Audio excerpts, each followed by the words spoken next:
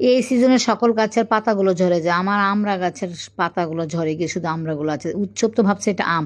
এদিকে এবার গাছের গোড়ায় টবের মধ্যে দুইটা লাগিয়েছিলাম কলমি শাক, মাঝে মাঝে এগুলো নিয়ে খাই। সাথে আছে আমার একটা মিষ্টি কুমড়ো গাছ, মিষ্টি কুমড়ো গাছের ফুল কিছুদিন আগে খেয়েছে, আবার 5-6টা ফুল হয়েছে। দেখা যাক আগামী দিন আমি নিয়ে যাব ফুলগুলো, ডিম দিয়ে রান্না করব। সাথে আছে আমার একটা ড্রাগন গাছ, আরও টুকিটাকি অনেক কিছু আছে, সবগুলো দেখানো সম্ভব নয়। এটা হচ্ছে ড্রাগন গাছ, কিছুদিন আগে ছোট্ট একটা ড্রাগন ধরেছে, জানি না এত বড় গাছটা কেন আমার ড্রাগন ধরছে না। এই যে দেখতে পাচ্ছেন, এখানে আবার কিছু আম গাছ আছে, নতুন করে আম গাছ লাগিয়েছে।